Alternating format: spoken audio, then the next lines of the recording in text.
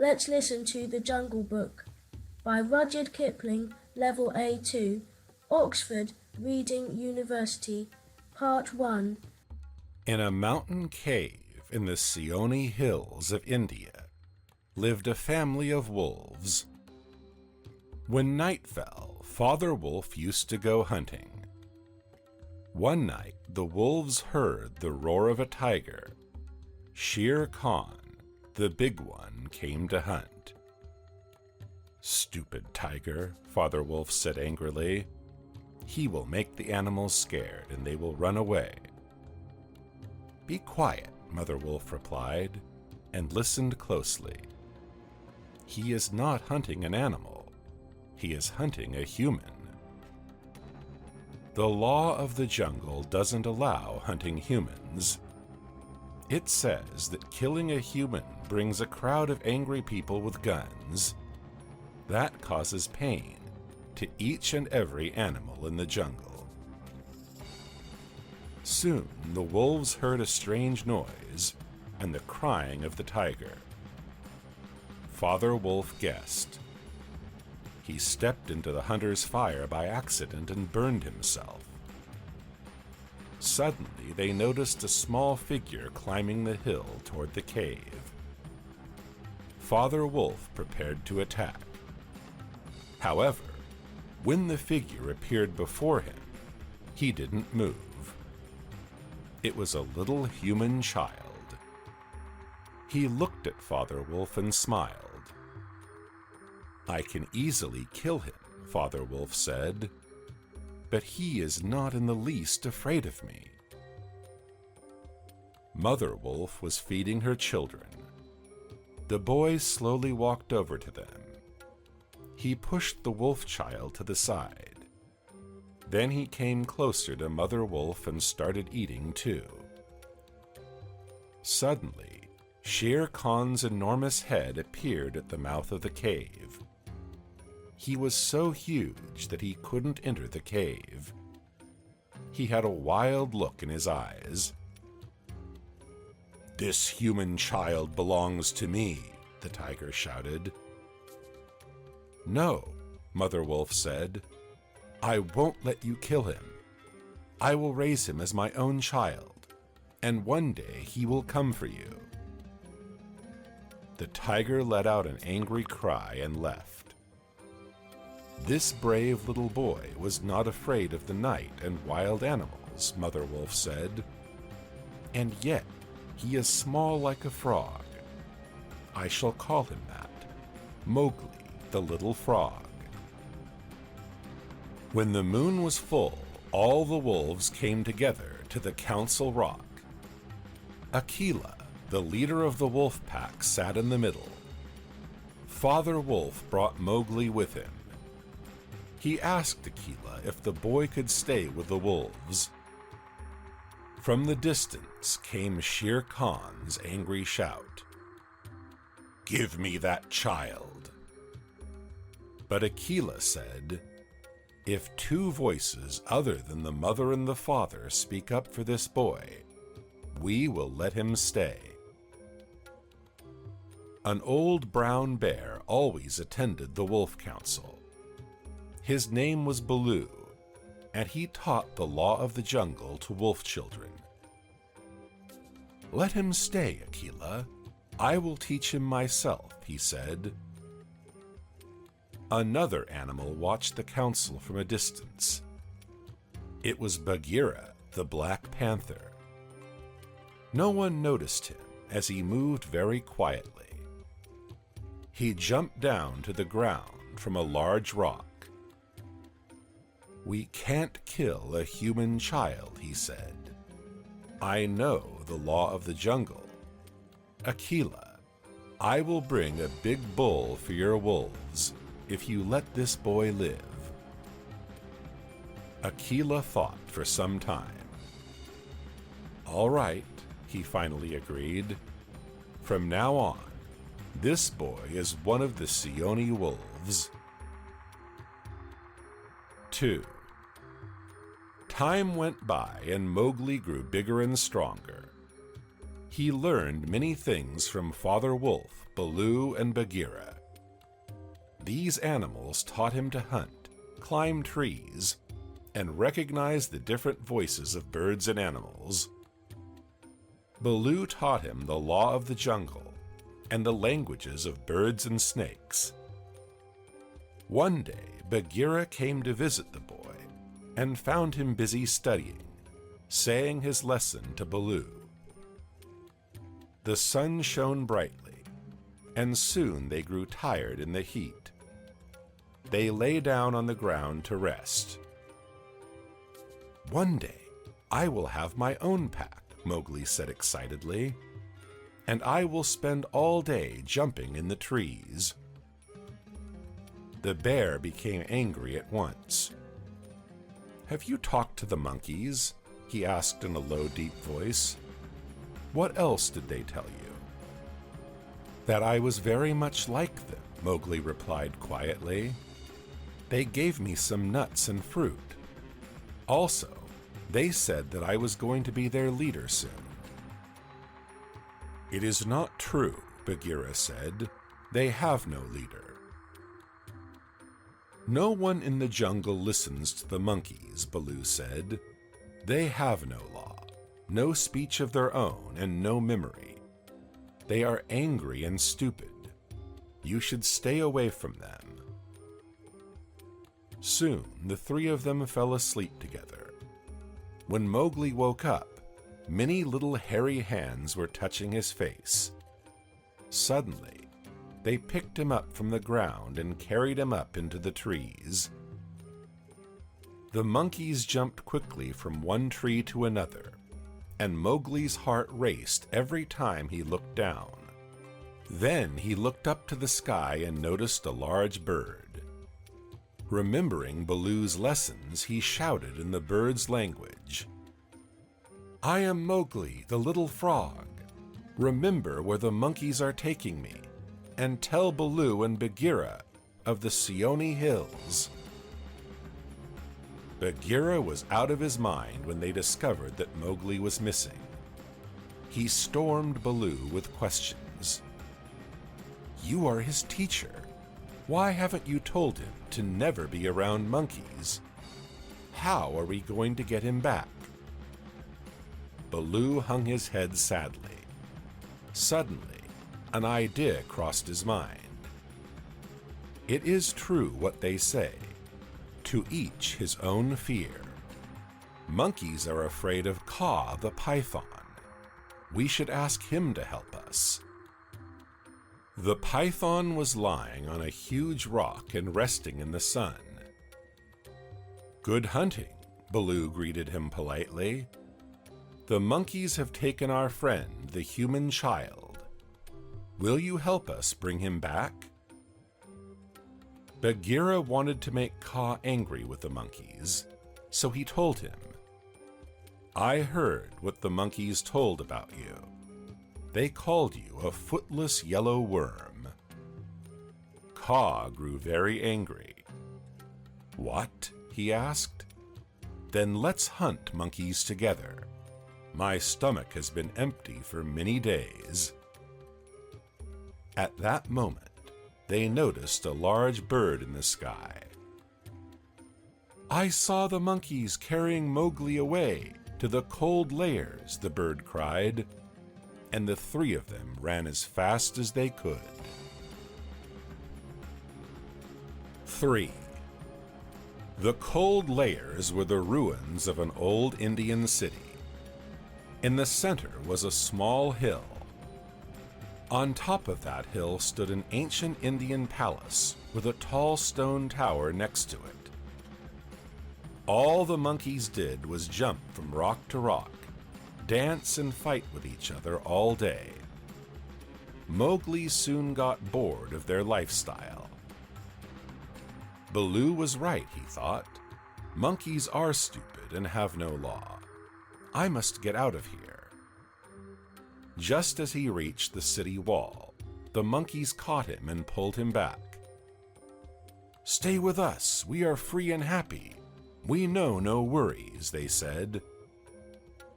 "They have just gone crazy," Mowgli thought. "I wish my friends were here."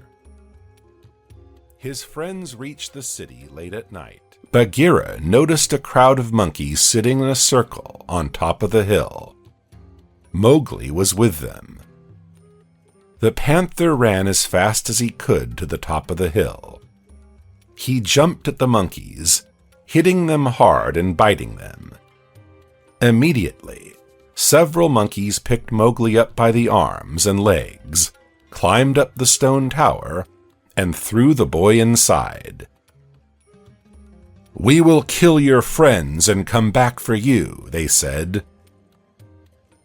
Baloo came to Bagheera's help. The monkeys jumped at him, biting and leaving bloody cuts on his body, and he shouted and threw them to the side. But more and more monkeys came to attack Mowgli's friends. They were so busy fighting Baloo and Bagheera that they never noticed Kaa. The python quietly made his way through the crowd. Then he raised his head, and his enormous body hung over them. "It is Kaa the python! Run!" the monkeys shouted, and ran away. "Sssss! Don't move," Kaa said, and the monkeys stood still. Mowgli's loud voice came down from the tower. "I am here! Help me out!"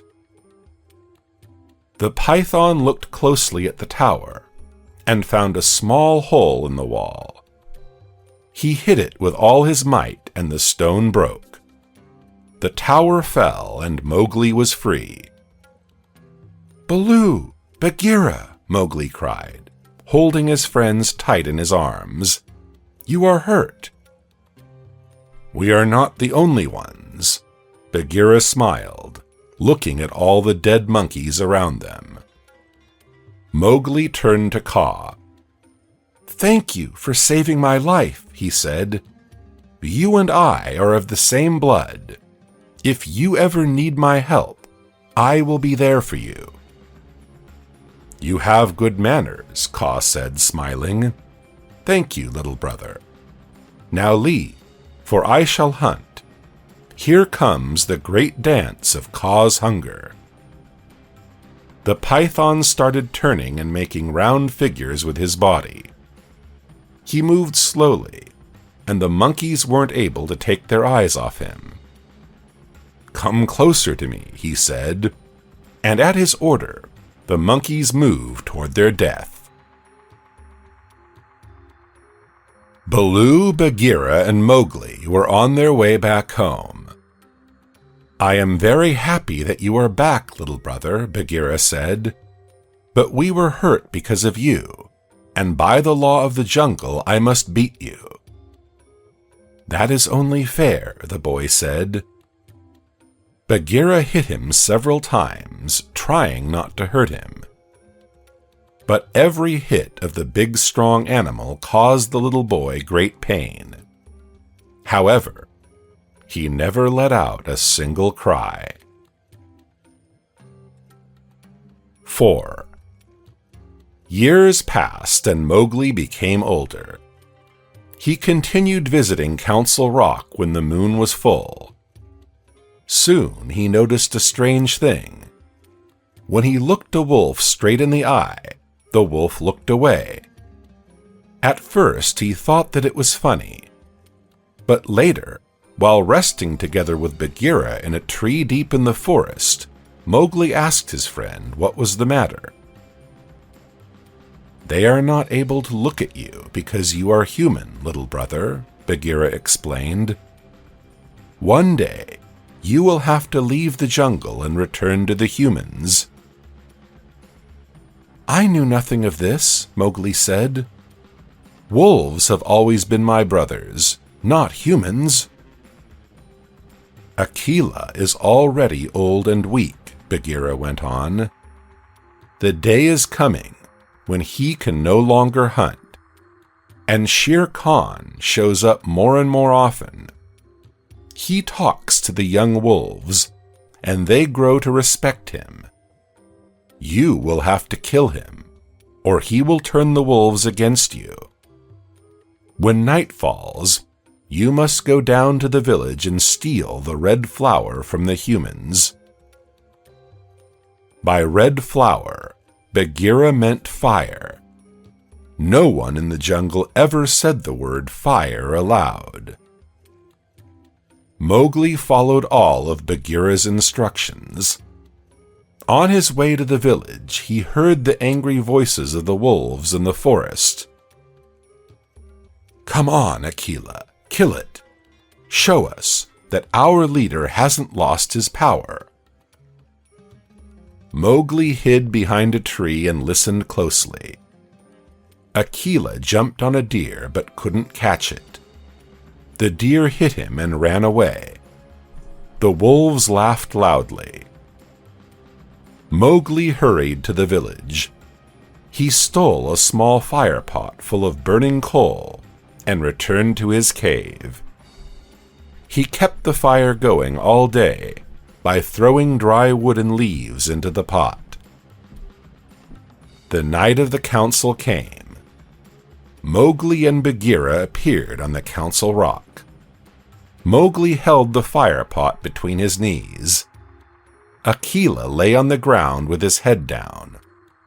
Shere Khan walked around the circle slowly and shouted, "The old wolf is about to die soon, but it doesn't matter. Give me the human cub. He has lived too long. All these years his meat and blood have belonged to me." The wolves were afraid of Shere Khan, the huge and dangerous tiger, but they let Akela speak first. "I wasn't able to kill the deer, and by the law of the jungle you may kill me," the old wolf said. "But the boy was our brother. He slept among us and fed with us. We mustn't take his life. Let him go away." Shere Khan shouted, "He has never been one of you. He is not a wolf. He is human." And many of the young wolves raised their voices in response. "Human! Human!" But then Mowgli stood up and they fell silent.